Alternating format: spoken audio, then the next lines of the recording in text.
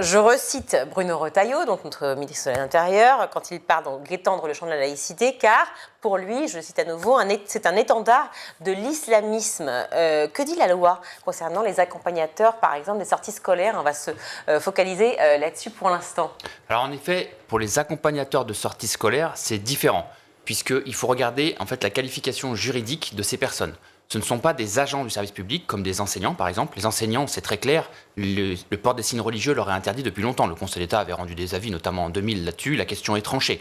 Pour les élèves, tel qu'il a été dit, il y a cette loi du 15 mars 2004 qui vient interdire également le port de signes et tenues par lequel les élèves manifestent ostensiblement leur appartenance religieuse. Donc les signes discrets sont autorisés, mais les signes ostensibles sont interdits. En revanche, pour les parents accompagnateurs de sortie scolaire, là, il y a un vide juridique. Pourquoi? Parce qu'ils sont ni agents, ni vraiment usagers. Ils sont tiers au service public. Ils viennent apporter leur concours occasionnellement et bénévolement lors de sorties scolaires. Par exemple, pour accompagner les élèves en classe verte, à la piscine, etc.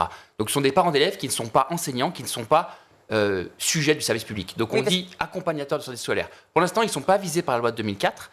Donc si on voulait leur appliquer les règles strictes de laïcité, on devrait modifier cette loi pour inclure les parents accompagnateurs dans le champ d'application de cette loi. Le Conseil d'État a été d'ailleurs sollicité pour avis là-dessus en 2013. Il a rendu un avis où il a indiqué qu'en l'état, ce n'est pas vraiment très clair, c'est du cas par cas. Il faut examiner, le directeur d'établissement examine au cas par cas s'il y a un risque de prosélytisme, auquel cas il peut interdire sur le fondement du risque de trouble à l'ordre public le port de signes religieux à tel ou tel endroit pour tel ou tel parent, mais il n'y a pas de règle générale pour tous les parents en France. Donc pour l'instant, on peut considérer que le port de signes religieux leur est autorisé, en l'absence d'interdiction, le port est autorisé, mais par exception, il peut être interdit au cas par cas. Voilà.